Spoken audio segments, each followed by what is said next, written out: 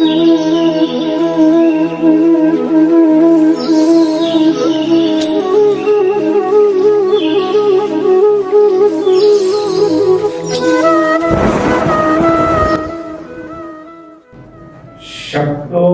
Have यः सोढुम्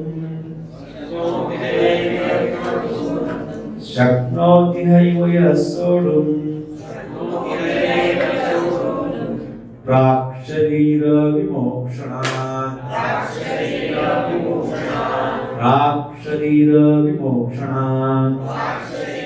विमोक्षणात् काम क्रोधोद्भवं वेगम् काम क्रोधोद्भवं वेगम् स युक्तः स सुखी नरः स युक्तः स सुखी नरः शक्नोति हैव यः सोढुम् प्राक् शरीर विमोक्षणात् काम क्रोधोद्भवं वेगम् स युक्तः स सुखी नरः शक्नोति हैव यः सोढुम् प्राक् शरीर विमोक्षणात् काम क्रोधोद्भवं वेगम्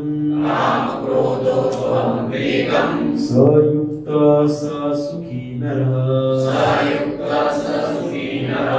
अनुवाद और तात्पर्य श्रील प्रभुपाद जी के द्वारा। श्रील प्रभुपाद की जय। यदि इस शरीर को त्यागने के पूर्व कोई मनुष्य इंद्रियों के वेगों को सहन करने तथा इच्छा एवं क्रोध के वेग को रोकने में समर्थ होता है तो वह इस संसार में सुखी रह सकता है। तात्पर्य श्रील प्रभुपाद जी के द्वारा। श्रील प्रभुपाद की जय। यदि कोई आत्म साक्षात्कार के पथ पर अग्रसर होना चाहता है तो उसे भौतिक इंद्रियों के वेग को रोकने का प्रयत्न करना चाहिए। ये वेग है वाणी वेग, क्रोध वेग, मनोवेग, उदर वेग, उपस्थ वेग तथा जीवा वेग। जो व्यक्ति इन विभिन्न इंद्रियों के वेगों को तथा मन को वश में करने में समर्थ है वो गोस्वामी या स्वामी कहलाता है। ऐसे गोस्वामी नितांत संयमित जीवन बिताते हैं और इंद्रियों के वेगों का तिरस्कार करते हैं। भौतिक इच्छाएं पूर्ण न होने पर क्रोध उत्पन्न होता है और इस प्रकार मन, नेत्र तथा वक्षस्थल उत्तेजित होते हैं। अतः इस शरीर का परित्याग करने के पूर्व मनुष्य को इन्हें वश में करने का अभ्यास करना चाहिए। जो ऐसा कर सकता है वह स्वरूप सिद्ध माना जाता है और आत्म साक्षात्कार की अवस्था में वह सुखी रहता है। योगी का कर्तव्य है कि वह इच्छा तथा क्रोध को वश में करने का भरसक प्रयत्न करे। ओम ज्ञानतिमिरान्धस्य ज्ञानाञ्जनशलाकया चक्षुरुन्मिलितं येन तस्मै श्रीगुरुवे नमः। श्रीचैतन्यमनोभीष्टं स्थापितं येन भूतले स्वयं रूपः कदा मह्यं ददाति स्वपदान्तिकं। वन्देऽहं श्रीगुरु श्रीयुतपदकमलं श्रीगुरुं वैष्णवांश्च। श्रीरूपं साग्रजातं सहगणा रघुनाथान्वितं तं सजीवं साद्वैतं सावधूतं परिजनसहितं कृष्णचैतन्यदेवं श्रीराधा कृष्णपादान् सहगणा ललिता श्रीविशाखान्वितं सुषन्। हे कृष्ण करुणा सिन्धु दीनबन्धो जगत्पते गोपेश गोपिकान्त राधाकान्त नमोस्तुते। तप्त काञ्चन गौराङ्गी श्रीराधे वृन्दावनेश्वरी वृषभानुसुते देवी प्रणमामि हरिप्रिये।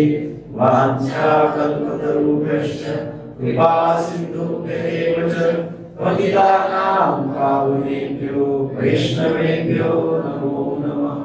जय श्री कृष्ण चैतन्य प्रभु नित्यानंद श्री अद्वैत गदाधर श्रीवासादि गौर भक्तवृंद। हरे कृष्णा कृष्णा कृष्णा हरे हरे, हरे राम राम राम हरे हरे, हरे कृष्णा कृष्णा कृष्णा हरे हरे, हरे राम राम राम हरे हरे, हरे कृष्णा कृष्णा कृष्णा हरे हरे, हरे राम राम राम हरे हरे। श्रील प्रभुपाद की जय।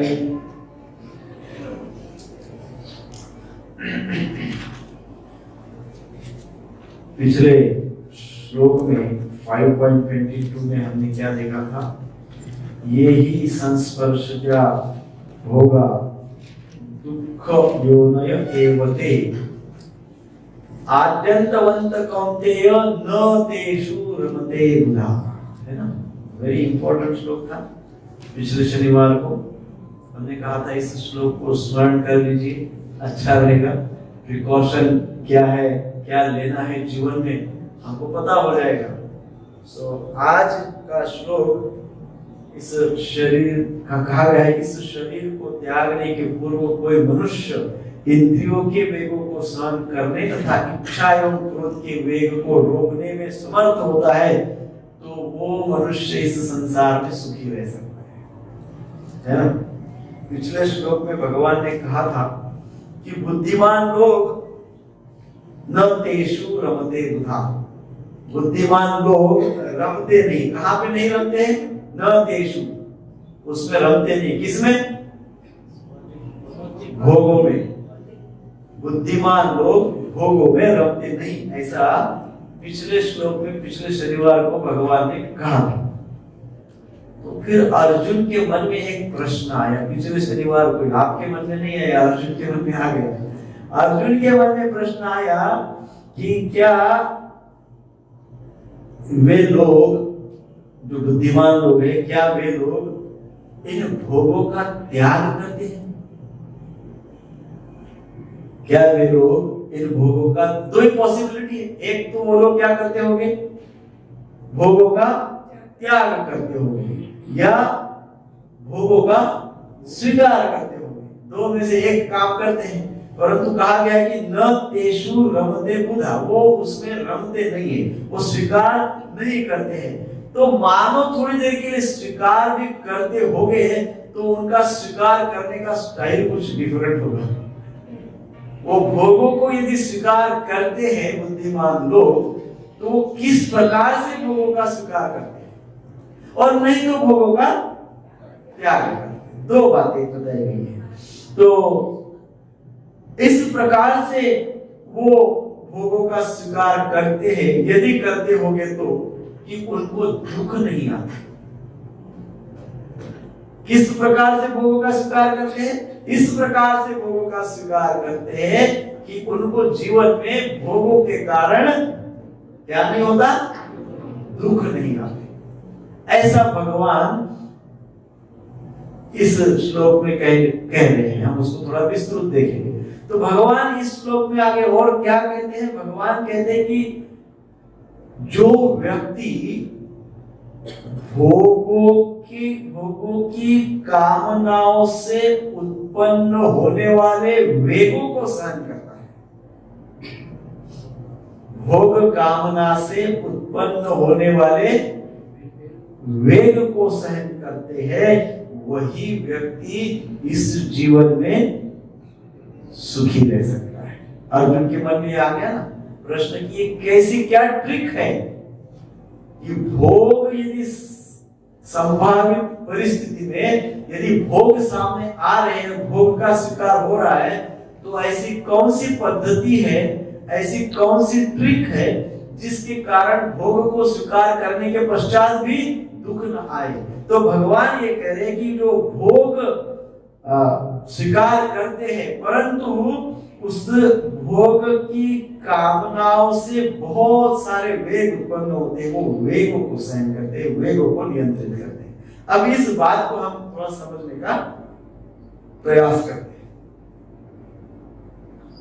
भोग प्राय हम देखते हैं 5 प्रकार से, 5 इंद्रियों से हमको प्राप्त होते हैं। 5 प्रकार की इंद्रियों से 5 प्रकार के भोग होते हैं। ये हमने कई बार पूर्व में बेसिक्स है ना, crash course of Bhagavad Gita 5 साल पहले लिया था, उसमें इसकी विस्तृत चर्चा की थी। सो 5 इंद्रियां 5 प्रकार के भोग को प्राप्त करते हैं, और वो भोग को प्राप्त करके उनके अंदर काम वेग अर्थात इच्छाओं का वेग प्रचंड हो जाता है, भयंकर वेग हो जाता है। तो पहला जो है, पहला भाग है श्रवण, सुनने का, है ना, भोग है ना सुनने का। अच्छा, सबको अभी गरबा चल रहा है तो वही बहुत अच्छा लगता है, गरबा डांस। तो आधे लोग अपसेट हो गए आज, क्यों? आधे लोग क्यों अपसेट हो गए? क्योंकि उनके कान को वो गाना वो अच्छा लगा, जो भी गाते हैं, है ना। तो वैसे ही जब मरुभूमि में, डेजर्ट में बहुत सुंदर धुन बजाई जाती है, एकदम स्वीट म्यूजिक बजाया जाता है, तो हिरण को उसका आवाज आता है, बहुत मधुर लगता है आवाज। तो हिरण सोचती है और जरा थोड़ा सुन लो, और जरा अच्छे से सुन लो, कहाँ पे वो आवाज आ रहा है उस दिशा में जाके अच्छे से सुन लो, है ना। तो वो हिरण उस दिशा में जाती है, वो तो शिकारी का ट्रैप रहता है, वो म्यूजिक लगा देता है ताकि उसको पता है उसके पास हिरण आ जाएगा। तो शिकारी क्या करता है? हिरण का शिकार कर लेता है। ये ऐसा क्यों हुआ? क्योंकि सुनने का पहले तो भोग आया, क्या भोग हुआ? सुनाई दिया, तो भोग हो गया, भोग प्राप्त हो गया। सुनाई देने से भोग प्राप्त हुआ। अब कामना क्या हुई? इसके बाद काम वेग कौन सा उत्पन्न हुआ? और सुनना है, ज्यादा अच्छे से सुनना है, बहुत ज्यादा सुनना है, काम वेग। भोग तो आ गया, तो सुनाई तो दे रहा था, ठीक है भाई, अच्छा है बोल के चले जाता, परंतु क्या हुआ? और चाहिए, और चाहिए, गिव मी मोर, और तो ये दिल मांगे मोर, तो रुकना ही नहीं है, मांगते ही रहता है, मांगते ही रहता है। फिर उसको क्या कहा गया है? ये वेग है। सो हिरण इस प्रकार से वेग के कारण उसका अंतिम क्षण आ जाता है। श्रवण, काम, श्रवण इंद्रिय। दूसरा क्या है? देखना, देखना है ना। कोई सुंदर दृश्य यदि दिखाई दे, कोई बहुत अच्छा सीनरी दिखाई दे, तो व्यक्ति आकर्षित हो जाता है। बहुत सुंदर पर्वत देखे, बहुत सारी ग्रीनरी देखी, बहुत सारा निर्माण देखा, आकर्षित हो जाता है। अनेक प्रकार के आकर्षण संसार में, भौतिक जगत में अनेक प्रकार के आकर्षण। हाथी कितना मजबूत रहता है, देखा आपने? हाथी को कोई मार सकता है? नहीं मार सकता, एकदम पावरफुल एनिमल है, किसी के कंट्रोल में नहीं आ सकता है। परंतु जब शिकारी हाथी को पकड़ना चाहता है तो कैसे पकड़ता है? वो बहुत बड़ा, एकदम बहुत ह्यूज ऐसा गड्ढा बना देता है, वो गड्ढे के ऊपर पूरा घास डाल देता है, ऐसे हल्का हल्का घास डाल देता है, और गड्ढे के उस साइड पे फीमेल हाथी को रखता है, गड्ढे के उस साइड पे। वो हाथी देखता है, किसको देखता है? हाथी को देखता है, फीमेल हाथी को देखता है। तो वो देखने से उसको एकदम वेग का अनुभव होता है, और दौड़ते दौड़ते दौड़ते उसकी ओर जाने की कोशिश करता है, और जाता है तो रास्ते में पहले क्या आता है? बहुत बड़ा, इतना बड़ा पावरफुल फ्रंट, वेग के कारण, काम वेग के कारण देख लिया उसने। दूसरा, हाथी का दूसरा एक और उदाहरण है। हाथी क्यों दौड़ता है, क्यों नहीं सोचता है? क्योंकि हमारा एक और इंद्रिय है स्किन। स्किन अर्थात स्पर्श। वो देखने के पश्चात स्पर्श का उसके अंदर आवेग वेग उत्पन्न होता है और फिर वो हाथनी की ओर दौड़ता है। देखने का और दूसरा उदाहरण अपना जीवन समाप्त करने वाला है पतंगा। वो अग्नि के पास रहता है, तो उसको अग्नि बहुत अट्रैक्ट करता है, बोलता है क्या सुंदर ब्राइट है, तेजस्वी है, तेज ही तेज है, प्रकाश ही प्रकाश है, बहुत सुंदर रूप है उस अग्नि का, ऐसा उसको लगता है पतंगे को। तो उस रूप को कैच करना चाहता है, उसके पास जाना चाहता है, पास में जाता है क्या होता है, जल जाता है देखने के कारण। सो 3 हो गए।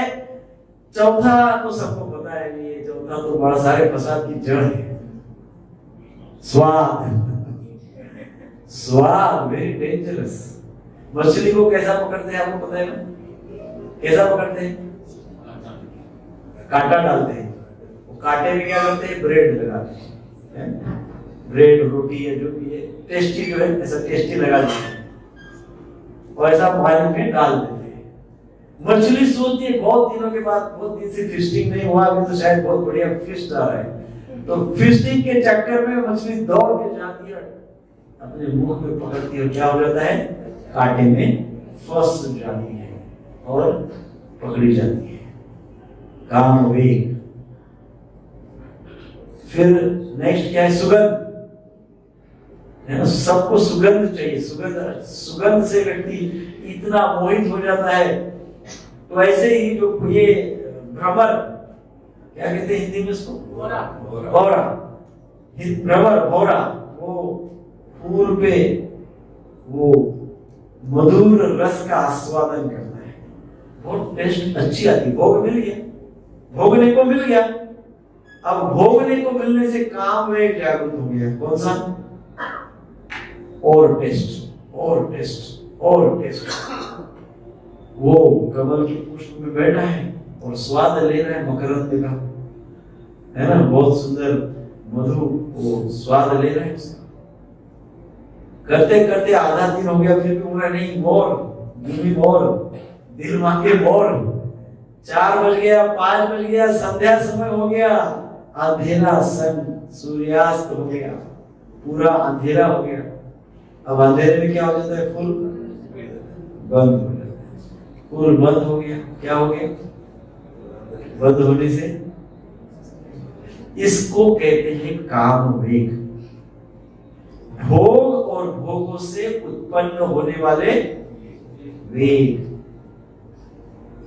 सो भगवान कह रहे हैं कि सुखी नर, वो नर सुखी है जो वेगों को सहन कर लेता है। बहुत बढ़िया रसगुल्ला दिख गया, बहुत ही अच्छा लग रहा है, ठीक है, एक खा लिया, ठीक है। अब काम यदि जागरूक हो गया तो दूसरा भी खा, स्वाद रूपी काम, स्वाद रूपी काम जागरूक हो तो दूसरा भी खाएंगे, तीसरा भी खाएंगे, चौथा भी खाएंगे। डायबिटीज पेशेंट होगा तो दूसरे दिन इंसुलिन लेना पड़ेगा। सो काम वेग इज वेरी डेंजरस। भगवान विशेषकर ये शब्द बोलकर, सुखी नरम, ये शब्द बोलकर ये भगवान इस श्लोक में स्पेशली मनुष्य की बात कर रहे हैं, इनकी किसी की बात नहीं कर रहे। जिनकी बात हमने अभी की है, भगवान इनमें से किसी की बात यहाँ पे नहीं बता रहे। यहाँ पे क्या कह रहे, सनरम, मनुष्य की बात बता रहे।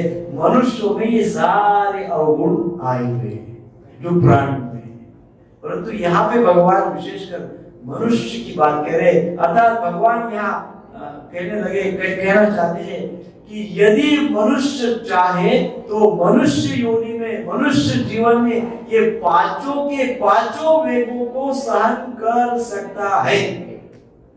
ये पांचों प्राणी सहन नहीं कर सकते, ये बेचारे फंस जाते हैं। क्या हो जाता है, प्राणी फंस जाते हैं। और मनुष्य एक ऐसी योनि है, ये योनि में वो क्या कर सकता है, ये सारे वेगों को सहन कर सकता है। इसलिए तो नर बोला है ना। और इन वेगों को सहन करने के पश्चात ही वह सुखी हो सकता है ना। भगवान क्या कह रहे हैं, भगवान कह रहे सयुक्त ससुखी नर, सयुक्त ससुखी नर। ये पांचों वेगों को मनुष्य ही नियंत्रित कर सकता है और इनको नियंत्रित करके ही वह सुखी रह सकता है। पशु पक्षी सुखी नहीं रह सकते इसीलिए, क्योंकि उनके पास ये वेग है, काम वेग है। टू मच, फंस गए तो फंस ही जाते हैं, परंतु मनुष्य के पास ऐसा नहीं है। मनुष्य के पास उसका परिणाम क्या होगा, मनुष्य के पास ये सोचने की बुद्धि है, विवेक है। मनुष्य यदि मनुष्य है तो हर बात पे पूछता है क्या, वाई, क्यों, मैं क्यों खाऊं, मैं 5 रसगुल्ले क्यों खाऊं, इसके परिणाम क्या होंगे, मैं अमुक बात अमुक इतना कामातुर क्यों हो जाऊं, इसके परिणाम क्या होंगे, ये कौन सोच सकता है। और यदि मनुष्य मान लो ऐसा नहीं सोचता है तो फिर वो कौन है, सिद्ध हो गया। तो यहाँ भगवान मनुष्यों में जो मनुष्य है उनकी बात कर रहे हैं, मनुष्यों में जो पशु पक्षी है उनकी बात नहीं कर रहे। तो यहाँ मनुष्यों में जो मनुष्य है उनके पास विवेक होता है, विवेक से परिणाम का सोचते हैं और अपने काम को नियंत्रित रखते हैं। बरोबर है ना।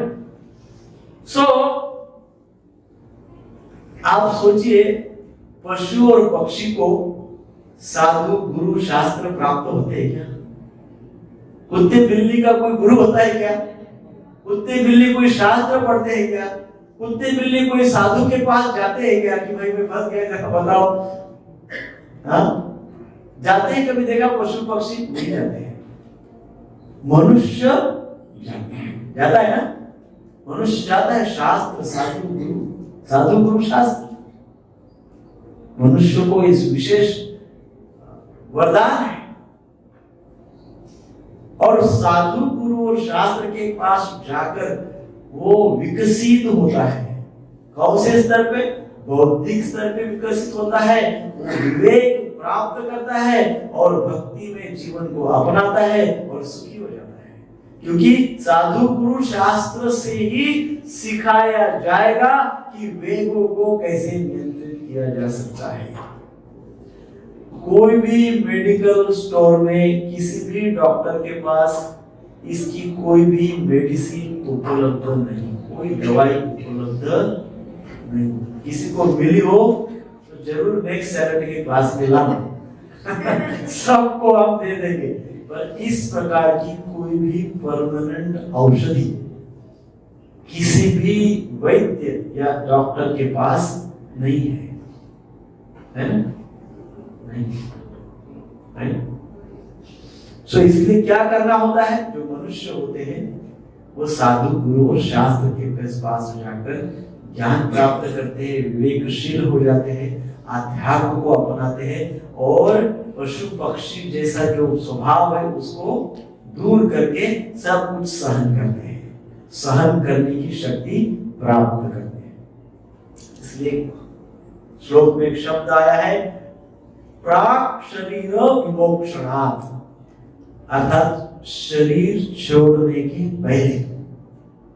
प्राक शरीर विमोक्षणात्, शरीर का विमोक्ष होने के पहले, शरीर को छोड़ने के पहले। शरीर को छोड़ने के पहले क्या?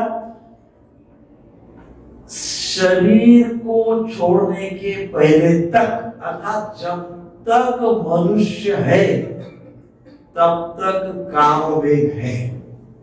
क्या है? जब तक मनुष्य है तब तक क्या है? काम वेग है। सो ऑप्शन तो एक ही है, क्या? सहन करो, उसको सहन करो। सहन करो अर्थात उसको नियंत्रित करो, उसमें बह के मत जाओ, उसको नियंत्रित रखो। जिस समय शरीर वृद्ध हो जाता है, जर्जर हो जाता है, उस समय व्यक्ति के अंदर काम विकार नहीं रहता है, काम का विकार नहीं रहता है। कामनाएं बहुत नहीं रहती है, परंतु क्या होता है, क्रोध रहता है। कामवेग तो निकल जाता है क्योंकि शरीर जर्जर है। अभी क्या करेगा व्यक्ति, क्या खाएगा, क्या पिएगा, कहाँ घूमेगा, अब तो एक ही जगह बैठना है। परंतु क्योंकि वो सब नहीं कर सकता, इसलिए क्रोध, काम को तो मुक्त कर दिया पर क्रोध को तीव्र कर दिया। तो जर्जर अवस्था में भी क्रोध का वेग, काम वेग गया तो क्रोध वेग तो रहता ही है, अंतिम समय तक रहता ही। और फिर होता क्या है, वो क्रोध वेग जो है धीरे धीरे चिड़चिड़ेपन में कन्वर्ट हो जाता है। व्यक्ति चिड़चिड़ा हो जाता है। क्या हो जाता है? चिड़चिड़ा। कोई अनाउंसमेंट है क्या? व्यक्ति चिड़चिड़ा हो जाता है। चिड़चिड़ा होने से क्या होता है? आपको पता नहीं? आपको पता है, आप बोलिए। क्रोध से व्यक्ति चिड़चिड़ा हो जाता है। चिड़चिड़ा होने से क्या होता है? कुछ भी बोल रहे हैं। चिड़चिड़ा होने से व्यक्ति अकेला हो जाता है। चिड़चिड़े व्यक्ति के साथ कोई बात नहीं करना चाहता है, घर के लोग भी बात नहीं करना चाहते, अकेला हो जाता है। क्या हो जाता है? अकेले हो जाता है, लोनलीनेस। और ये बहुत भारी बीमारी है प्रभु जी। कोई भी बीमारी चलेगी पर लोनलीनेस की बीमारी बहुत भारी है। अकेलेपन की बीमारी, बहुत सारे भीड़ में रहेगा पर फिर भी अकेला अनुभव करेगा, चिड़चिड़ा है, कोई बात नहीं करेगा उससे। सो इसलिए कामवेग को तो कंट्रोल कर लिया, कामवेग से तो मुक्त हो गए, परंतु क्रोध वेग बड़ा बहुत ही उच्च कोटि का क्रोध वेग प्राप्त हो गया, जो दिखा उसके ऊपर क्रोध प्रकट करते हैं। क्रोध के ऊपर बहुत चर्चा हो चुकी है 2.62, 63, 64 में। आप लोग थे ना सब, बहुत दिन तक चर्चा हुई क्रोध की। तो आपको पता है क्रोध क्या है? मोमेंटरी मैडनेस, क्षणिक पागलपन। क्रोध किसको बोल कहते हैं? थोड़ी देर के लिए आदमी पागल हो जाता है, नया हो जाता है, और इसलिए फिर चिड़चिड़ा सा हो जाता है।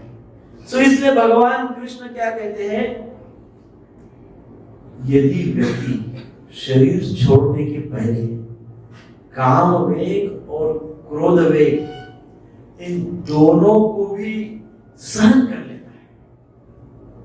सहन कर लेता है का अर्थ क्या है?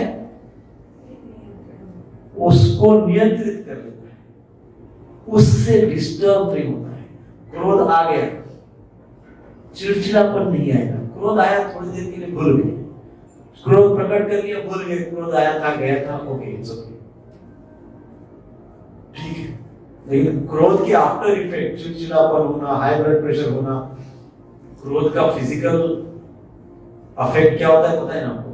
क्रोधी व्यक्ति कंटिन्यूअसली क्रोध करता रहे, एक समय ऐसा आ जाता है कि हाई बीपी की बीमारी हो जाती है। क्या हो जाता है? High BP. सो यदि इन दोनों वेगों को कोई व्यक्ति सहन कर लेता है, कंट्रोल कर लेता है, तो भगवान श्री कृष्ण इस श्लोक में एश्योरेंस दे रहे हैं कि वो व्यक्ति सुखी बन सकता है। सुखी बनने के दूसरे कोई भी शॉर्टकट नहीं है, शॉर्टकट नहीं है।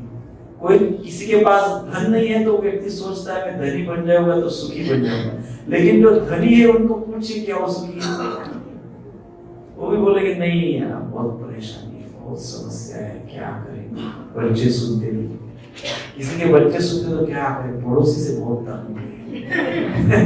पड़ोसी सुनता है तो फिर ऑफिस में बॉस बड़ा परेशान है, कोई बिजनेस है बॉस कोई है नहीं तो बोलता है कंपटीशन बहुत बेकार है, सुख नहीं है। तो सुख कब है? तो उसका फॉर्मूला भगवान इसमें बता रहे हैं, काम वेग और क्रोध वेग दोनों को मरने के पहले कंट्रोल कर लो, सहन कर लो, सहन करना सीख लो मृत्यु के पहले, इसे भगवान इसमें बता रहे हैं। इसलिए कहा है प्राक शरीर विमोक्षण, शब्द बहुत महत्वपूर्ण, शब्द श्लोक नहीं स्मरण होता है तो शब्द स्मरण कर लीजिए। कौन सा? प्राक शरीरं मोक्षणात्, शरीर को मुक्त कर, शरीर से मुक्त होने के पहले काम वेग और क्रोध वेग को मुक्त कर दीजिए। उनको अपना ही उनको उनसे मुक्त हो जाएगी। तो आगे क्या कहते हैं? सयुक्त ससुखी नरः, अर्थात वही मनुष्य युक्त है तथा वही सुखी है। बहुत महत्वपूर्ण वाक्य, सयुक्त ससुखी नर। ससुखी नर केवल इतना बोल सकते थे, लेकिन भगवान ने उतना नहीं बोला। क्या बोला? सयुक्त ससुखी नर। सयुक्त, युक्त इस शब्द का क्या अर्थ होता है? युक्त अर्थात जुड़ना। युक्त अर्थात क्या? जुड़ना। युक्त युक्त है अर्थात जुड़ा हुआ। जो व्यक्ति जुड़ा हुआ है वही व्यक्ति सुखी हो सकता है। अब ये बहुत महत्वपूर्ण बात है, प्रभुपाद जी तात्पर्य में अच्छे से समझाए इस बात। व्यक्ति जुड़ा हुआ होना, एक बार ये कह रहे कि सयुक्त ससुखी न, जो युक्त है वो सुखी है, और दूसरी बार कह रहे कि जो कामवेग और क्रोध वेग से मुक्त है वो सुखी है।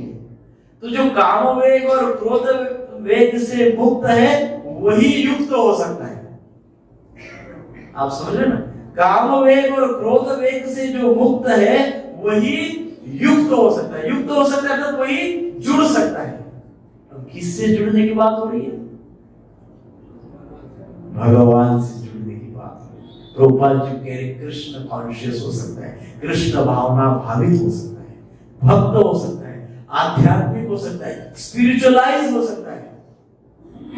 सो जो काम वेग क्रोध वेग से मुक्त होता है वही युक्त अर्थात कृष्ण कॉन्शियस, कृष्ण से युक्त हो सकता है, कृष्ण से जुड़ सकता है। और जो कृष्ण से जुड़ सकता है अल्टीमेटली कृष्ण कह रहे हैं वही सुखी हो सकता है। कौन सुखी हो सकता है? जो कृष्ण से जुड़ा हुआ है वही सुखी हो सकता है। जो कृष्ण कॉन्शियस है वही सुखी हो सकता है। किसको कहेंगे कि ये व्यक्ति कृष्ण से जुड़ा हुआ है? कैसे समझे कि मैं कृष्ण से जुड़ा हूं? मैं कैसे समझूं?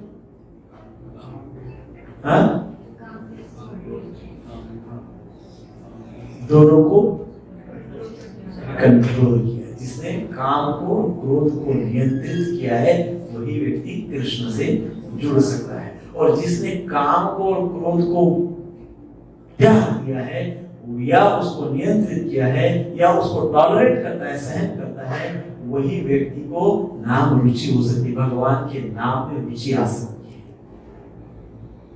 है ना? वही व्यक्ति भगवान के नाम में टेस्ट का, रुचि का अनुभव कर सकता है।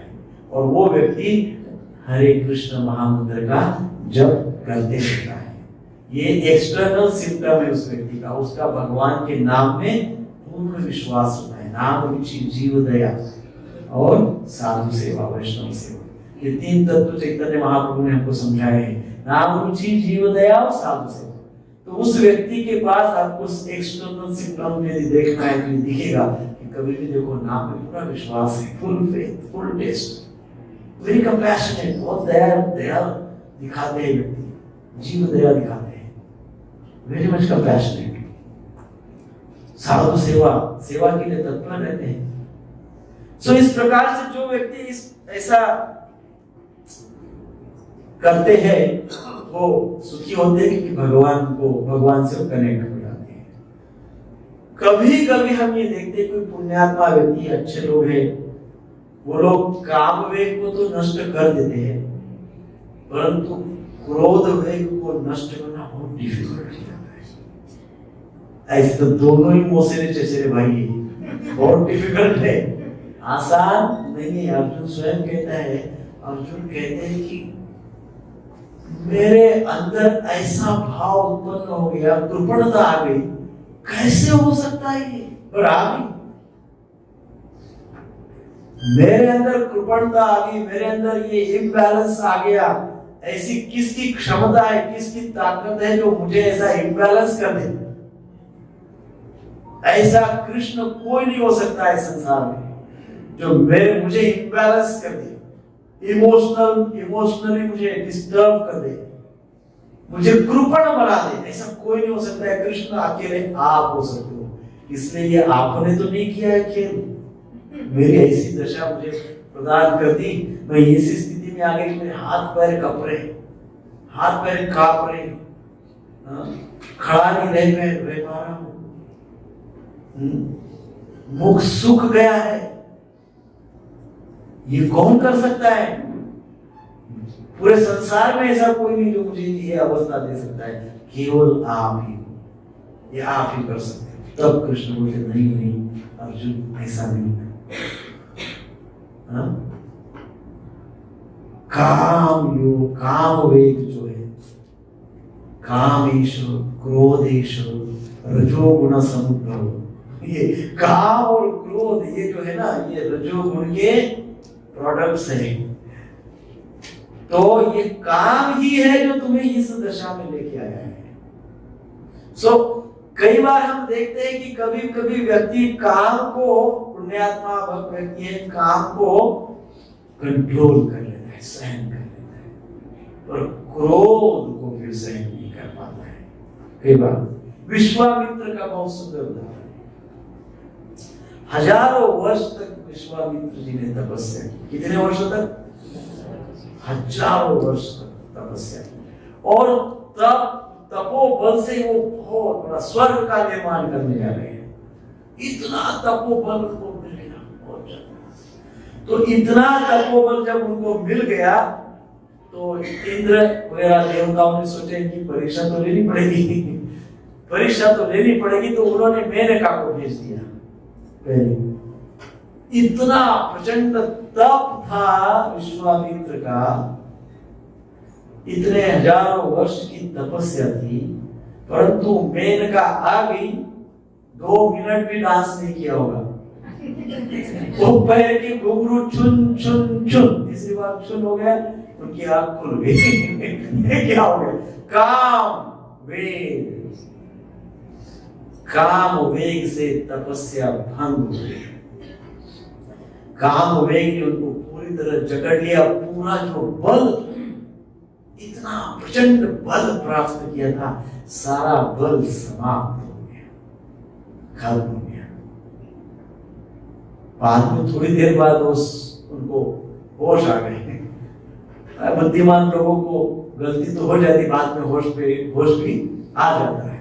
वो पुण्यात्मा है तो उनको होश, उनको समझ में आ गया क्या गड़बड़ हो गई, उनको कारण पता चल गया, काम हुए, हैरान हो गया। इसलिए अब उन्होंने ठान लिया फिर मैं तपस्या करूंगा, और पूरी एकदम प्रिकॉशन के साथ, पूरे फुल्ली फोकस माइंड के साथ, फुल्ली अवेकनिंग माइंडफुलनेस, आजकल बोलते हैं ना, विद फुल ऑफ माइंडफुलनेस, इस समय तपस्या के लिए बैठे। बहुत बढ़िया तप की, सुंदर तपस्या, बिल्कुल सारा शक्ति प्राप्त कर ली, बहुत प्रचंड तपोबल प्राप्त हो गया। परंतु इस बार रंभा आ गई। पहले मैंने कहा थी, अब रंभा आ गई। रंभा ने भी वही कार्यक्रम शुरू किया, डांस वगैरह शुरू हो गया, बट इस बार वॉज फुल्ली फोकस्ड, माइंडफुलनेस के साथ तप कर रहे थे। अब काम को उन्होंने कंट्रोल कर लिया था, सहन कर लिया था, काम के ऊपर विजय प्राप्त कर लिया था, परंतु रंभा का डांस रुक ही नहीं रहा। बट अब क्या हुआ, उनको काम से परेशानी नहीं हुई, अब क्रोध प्रचंड आ गया, और क्रोध आते से, आंख खोलते से रंभा को श्राप दे दिया, पत्थर बन गया। क्रोध आया, श्राप दे दिया। तो जिस क्षण मनुष्य को क्रोध आता है, उसी क्षण प्रेम नष्ट हो जाता है। प्रेम नष्ट हो जाता है, बल नष्ट हो जाता है। इतना क्रोध आ गया कि सारा जो तपोबल था वो नष्ट हो गया, ऊपर से श्राप दे दिया, तो पूरा का पूरा बल एक श्राप में खत्म कर दिया। सेकंड टाइम क्या हुआ? क्रोध आ गया। इतने बड़े पुण्यात्मा। सो इसलिए भगवान यहाँ पे बहुत अच्छी बात बता रहे हैं। वो ये बात है कि भाई काम और क्रोध दोनों से बचोगे तो क्या होगा? किसको किसको सुख चाहिए अपने क्लास में? सैटरडे वाले बस 5 ही लोग को चाहिए। बाकी लोग तो बोले भाई काम और क्रोध बढ़िया है।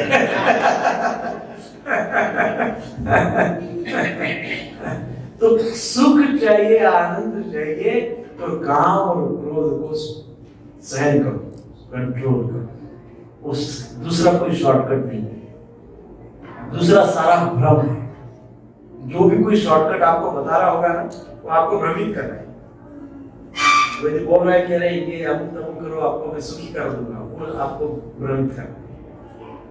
सुखी तो तब हो जाएंगे काम और क्रोध सहन कर लेंगे, नियंत्रित कर लेंगे। एक दूसरा उदाहरण हम देखते हैं चैतन्य चरितामृत के अंत्य लीला में तीसरा अध्याय।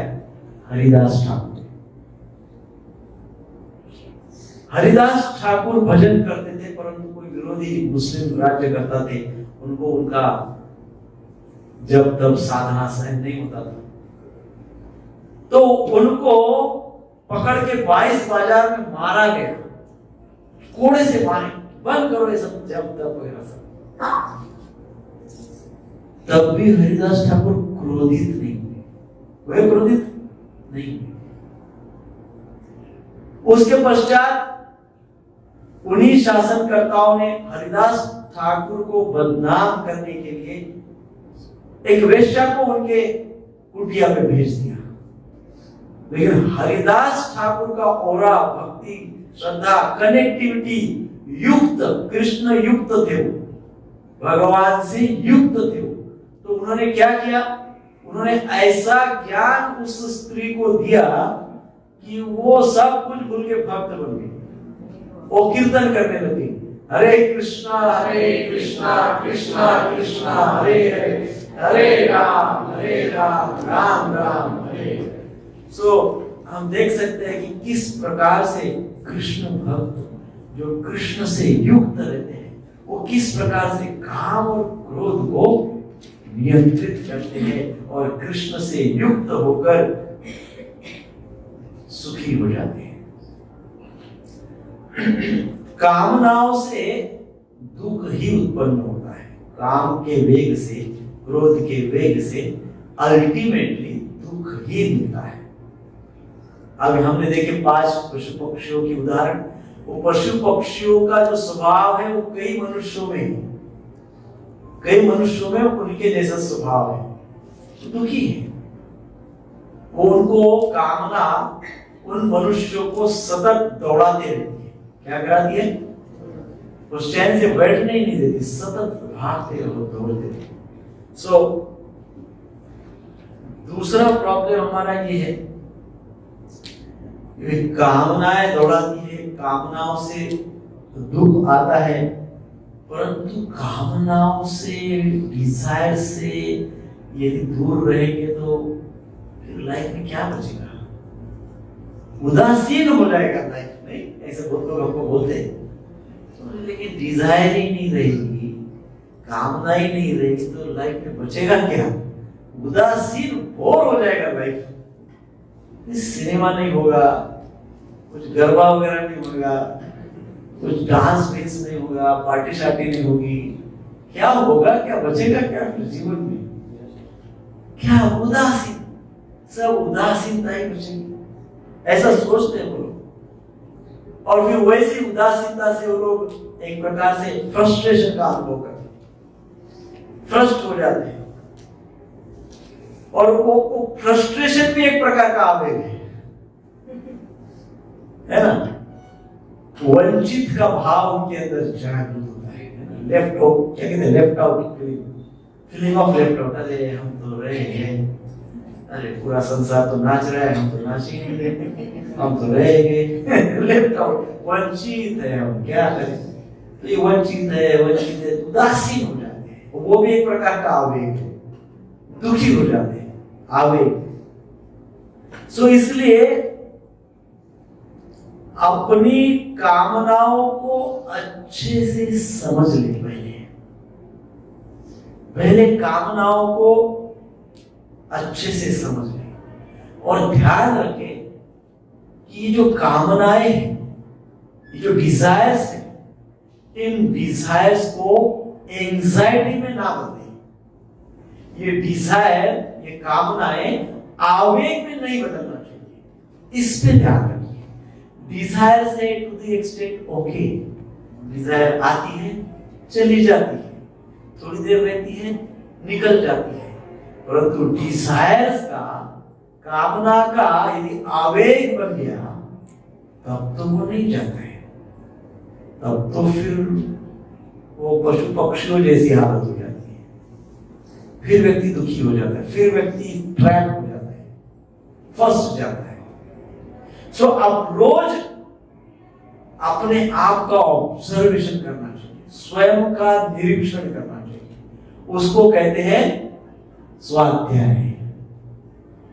हम जैसे दूसरों का निरीक्षण करते हैं, बहुत एक्सपर्ट है उसमें, दूसरों का निरीक्षण 1 मिनट में पूरी कुंडली बना देते हैं। हम अरे ये देखो एक पूरा दिन कब पड़ जाएगा वो काम करने में उसका, ये तो अमुक तो ऐसा है वैसा है, फलाना है लिखना है, ये गलत है वो गलत है, ब्ला ब्ला ब्ला ब्ला।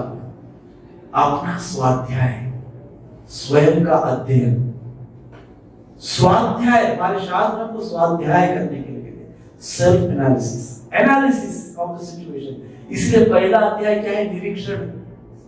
भगवत गीता का फाउंडेशन है स्वाध्याय, भगवत गीता का फाउंडेशन है निरीक्षण, एनालिसिस। फर्स्ट पहला ही अध्याय, स्वाध्याय करो। विदाउट स्वाध्याय, विदाउट सेल्फ एनालिसिस हम कभी भी हमारे कामनाओं को समझ नहीं पाएंगे। आपको मैं 5 साल से एक कामना बता रहा हूं, कौन सी? BMW। कामना यदि है कि BMW मुझे चाहिए और मैंने अपने आप का स्वाध्याय, सेल्फ एनालिसिस नहीं किया, तो वो कामना मुझे कितना डुबाएगी। पहले तो दौड़ाएगी बहुत, आवेग उत्पन्न करेगी, चाहिए चाहिए चाहिए चाहिए, आवेग आवेग, चारों तरफ। मंदिर में दर्शन के लिए भी आओगे तो भगवान की जगह BMW दिखेगी, आवेग इतना हो जाएगा, चाहिए चाहिए चाहिए चाहिए, इतना आवेग हो जाएगा। पर कैपेसिटी नहीं है प्राप्त करने की, तो क्या होगा? कुछ उधेड़-बुन करूंगा, कुछ मैनिपुलेशन करूंगा, उतना करके भी कुछ प्राप्त कैपेसिटी नहीं है, तो फिर अल्टीमेटली एट लास्ट फ्रॉड करूंगा। लेकिन इस प्रकार का लाइफस्टाइल हो जाएगा। सो कामनाओं को यदि हम अपने नहीं समझे, अपने आप को, पर मैं अपना स्वाध्याय किया, मैंने सोचा BMW बहुत अच्छी गाड़ी है, एक बार बैठ लूंगा किसी की गाड़ी में, अच्छा है, वेरी नाइस, लेने की इच्छा है, यहाँ तक ठीक है, लेकिन छोड़ो, मैंने अपना एनालिसिस कर लिया, I am not fit for that, मैं अपना मारुति का ही अच्छा है कि नहीं? ये यदि मैंने एनालिसिस किया अपना, मेरा स्वाध्याय, मेरा सेल्फ एनालिसिस किया, तो मैं डिफाइन करूंगा। मैंने एनालिसिस ही नहीं किया तो मैं प्रत्येक कामनाओं के पीछे दौड़ूंगा और प्रत्येक कामना मुझे दौड़ाएगी और अंततः मुझे करप्ट बना देगी। मैं फ्रॉड करने लगूंगा, मैं करप्शन करूंगा, मैं कैरेक्टर को, मेरे कैरेक्टर को तहस नहस कर दूंगा, मेरे चरित्र को, मेरे पर्सनालिटी को डिस्ट्रॉय कर दूंगा, केवल कामनाओं के चक्कर में। और मैंने स्वाध्याय किया नहीं है इसलिए, और मैं स्वाध्याय करता हूं, मैं कौन, मैं क्यों, मुझे दुख क्यों है, दुखों का कारण क्या है, मैंने क्या करना चाहिए, व्हाट, व्हाई, हाउ, मैंने क्या करना चाहिए, क्यों करना चाहिए, कैसे करना चाहिए, मैं कौन। ये जब स्वाध्याय करेगा व्यक्ति, तब over the period of time वो पूरा मैकेनिज्म समझ लेगा। मैकेनिज्म समझने के पश्चात वो क्या करेगा? कामनाओं को नियंत्रित करेगा, और कामनाएं जब नियंत्रित हो जाती है तो फिर वो वेग का रूप नहीं लेती। अनियंत्रित कामनाएं अर्थात आवेग, वो वेग का दूसरा अर्थ, दूसरा इंग्लिश में शब्द है फोर्स। वेग मींस फोर्स। दूसरा तीसरा शब्द है लस्ट, ग्रीड। लस्ट और ग्रीड बहुत पावरफुल होते हैं, बहुत फोर्स है।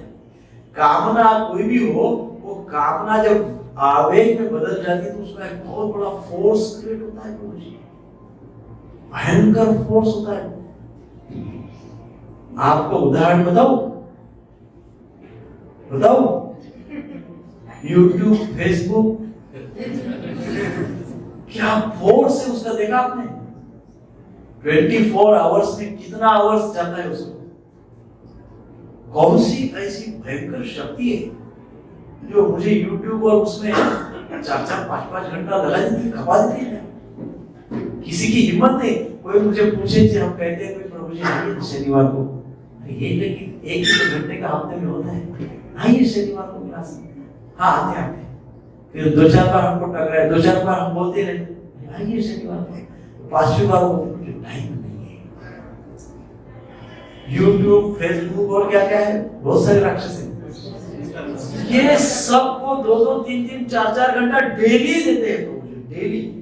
और फिर वो उसके बाद टीवी सीरियल्स, तू मैं है ना, वो सीरियल। और फिर बचा कुचा तो कोई सीजन आता है तो क्रिकेट। आप सोचिए कितने फोर्सेस है ये, भयंकर फोर्सेस। आप एनालाइज कीजिए, डायरी में लिखिए एवरीडे आप फोन पे कितना टाइम वेस्ट करते हैं, लिखिए रोज डायरी। कुछ ज्यादा मत लिखिए, इतनी बात लिखिए सोने के पहले, आज फोन पे कितनी देर बात की, कितनी इंपॉर्टेंट थी, कितनी नॉट इंपॉर्टेंट थी। देखिए अर्जेंट एंड इंपॉर्टेंट, ये 2 बातें ध्यान में रखिए। कितनी बातें अर्जेंट थी लेकिन इंपॉर्टेंट नहीं थी, कितनी बातें इंपॉर्टेंट थी लेकिन अर्जेंट नहीं थी, कितनी बातें इंपॉर्टेंट भी थी और अर्जेंट भी थी, और कितनी बातें इंपॉर्टेंट भी नहीं थी और अर्जेंट भी नहीं थी। तो आपको पता चलेगा, क्या पता चलेगा? मेजॉरिटी ऑफ द टाइम आपका जो गया है वो किस पे गया है? नॉट इंपॉर्टेंट, नॉट अर्जेंट, उसमें बहुत समय चला गया। और इसलिए शनिवार को आने के लिए टाइम किसी भी आध्यात्मिक कार्य को आने के लिए समय नहीं, क्योंकि आध्यात्मिक कार्य में संयुक्त बताया जाता है, कैसे कृष्ण से युक्त हो सकते हैं। सो ध्यान में रहे कि डिजायर को वेग में, फोर्स में मत कन्वर्ट होने दीजिए। डिजायर्स का फोर्स नहीं होना चाहिए, है ना। कामनाओं को भयंकर फोर्स में कन्वर्ट न करें। Please try to understand this. भगवान श्री कृष्ण आज के शनिवार में यही बोल रहे हैं इस श्लोक में, कामनाओं को कंपल्शन मत होने दीजिए, है कि नहीं। फिर हम बोलते क्या करूं प्रभु जी, मजबूरी थी, परिस्थिति थी, सिचुएशन थी, कुछ नहीं, कंपल्शन था। कंपल्शन तक हम लेके गए कामनाओं, ठीक है। सो यदि ये कामना वेग हो ही गया है तो इसको रोकने का भी तरीका है। इसको हम विवेक से, स्पिरिचुअल इंटेलिजेंस, आध्यात्मिक बुद्धि से उसको वेग को भी रोक सकते हैं। और उसके लिए हमको आध्यात्मिक बुद्धि चाहिए।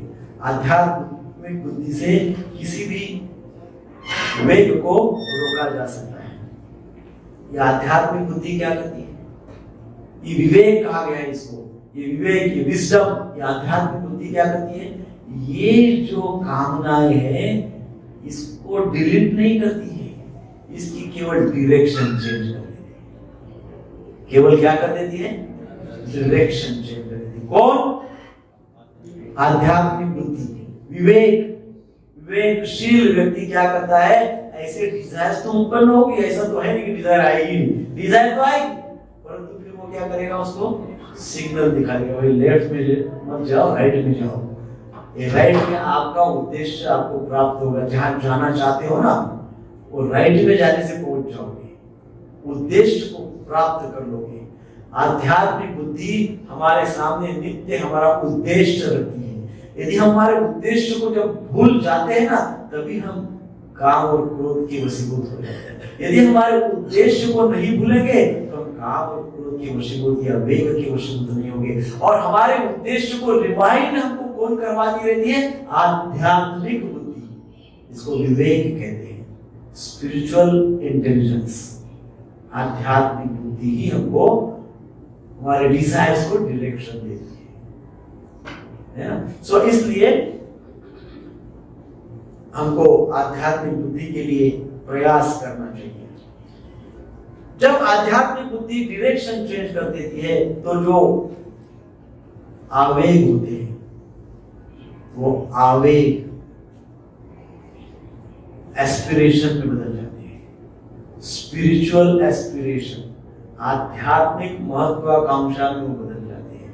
सेल्फ रियलाइजेशन की महत्वाकांक्षा में वो आवेग बदल जाते हैं, कन्वर्ट हो जाते हैं। सेल्फ रियलाइजेशन की ओर व्यक्ति बढ़ जाता है। अभी तक दूसरों का रियलाइज करने का कोशिश करता था, ये अमुक कैसा है, तमुक कैसा है, ना वो ऐसा है, ना वो वैसा है ना। माता जी में भी चलता है, इसने तो वैसे ही बोला, उसने तो ऐसा ही किया, इसने तो वही किया, तू में। परंतु जब वो आध्यात्मिक बुद्धि हो जाती है, स्पिरिचुअलाइज हो जाता है, उसके पास विवेक आ जाता है, तो वो उसके आध्यात्मिक महत्वाकांक्षा की ओर टर्न होता है। वो सोचता है 16 माला है कि हर हफ्ते में एक दिन में 32 स्नान है ना। ऐसा एस्पिरेशन, उसकी महत्वाकांक्षा वो बन जाती है। वो सोचता है कि नहीं, पहले मैंने बहुत दूसरों को तकलीफ दिया, अभी मैं सबके प्रति कंपैशनेट हो जाऊंगा। हफ्ते में एक दिन या 2 दिन में दया भाव दिखाते हुए किसी नीडी व्यक्ति को, जरूरतमंद को, वंचित को किसी भी प्रकार की हेल्प करूंगा, कंपैशनेट हो जाएगा। इस प्रकार से उसकी BMW में अब कोई महत्वाकांक्षा नहीं रही, अब उसकी महत्वाकांक्षा कल्याण में है, सबका कल्याण। सबसे पहले सेल्फ रियलाइजेशन। तो इस प्रकार से डिजायर्स को एस्पिरेशन में, स्पिरिचुअल एस्पिरेशन में हम चेंज कर सकते हैं, और वो आध्यात्मिक बुद्धि से ही प्राप्त होता है। परंतु यदि समझ में उल्टा हो गया और ये हमारे आध्यात्मिक बुद्धि को हमने प्राप्त नहीं किया और हमारी बुद्धि लूज हो गई, हमारी बुद्धि ने कंट्रोल छोड़ दिया, तो फिर क्या हो जाएगा, हमारे अंदर अनकंट्रोल्ड क्रेविंग समझते हैं ना, क्या कहते हैं उसको, क्रेविंग, सतत वंचित का भाव, चाहिए ये चाहिए, वो चाहिए, चाहिए चाहिए चाहिए, उसको क्रेविंग, अनकंट्रोल्ड क्रेविंग, अनियंत्रित कामनाएं, इच्छाएं हमारी हो जाएगी यदि हमारी स्पिरिचुअल इंटेलिजेंस लूज पड़ गई। स्पिरिचुअल आध्यात्मिक बुद्धि का कंट्रोल नहीं रहा तो क्या हो जाएगा, अनकंट्रोल्ड क्रेविंग और अनकंट्रोल्ड डिजायर और असीमित कामनाएं हमको टॉर्चर करती रही, सदा उदासीन, माया का दास सदा उदास, कृष्णदास बिरदास। सो हम माया का दास बन जाएंगे तो फिर सदा उदासीनता आएगी, अनलिमिटेड डिजायर्स और कामनाएं हमारे अंदर बनेगी। सो भगवान इन शॉर्ट ये कहते हैं, those who controls they are happy। जिनके पास कंट्रोल नाम का बटन है वो आनंदित है, वो हैप्पी है। ये कृष्ण का सिंपल सेंटेंस है इस श्लोक में। हरे कृष्णा कृष्णा कृष्णा हरे हरे, हरे राम राम राम हरे हरे। आपको यदि स्मरण में होगा तो बहुत पहले हमने महामंत्र के बाद एक और मंत्र बताया था। मुझे पूरा विश्वास है कई लोग भूल गए होंगे। किसको याद है कौन सा मंत्र बोला था? यस, हरे कृष्ण महामंत्र की 16 मालाएं पूरी होने के बाद एक माला जपना, control control control control control, ताकि वो सब कॉन्शियस में कंट्रोल फिट हो जाए, संस्कार हो जाए कंट्रोल शब्द। तो जहां हमको कंट्रोल चाहिए वहां कंट्रोल का बटन दबाते आना चाहिए। कई बार क्या होता है, सब कुछ हो जाता है, घर पे आते हैं रात को, अरे मैंने ऐसा नहीं करना चाहिए। उस समय जब कर रहे थे तब हमारी बुद्धि हमारे काम नहीं आई। क्यों नहीं आई? हमारी बुद्धि तो है हमारे पास, उस समय भी थी, सुबह भी थी, अभी रात को भी है, तो सुबह जब वो सारे मिस्टेक किए तब हमारी बुद्धि उधर एक्टिव नहीं हुई। अब जब सोने जा रहा हूँ तब बुद्धि अरे वो क्यों किया, वैसा वैसा नहीं, ऐसा करना चाहिए था, वो गलत कर दिया। ये डिजायर इतनी सारी, इसको कम कर देना चाहिए था, मैंने नहीं किया। अरे अब मुझे याद आ रहा है मेरी बुद्धि मेरे ही काम में नहीं आ रही है। इसका अर्थ तो यही है ना, मेरी अपनी इंटेलिजेंस मेरे काम में नहीं आ रही। क्यों नहीं आ रही? क्यों नहीं आ रही?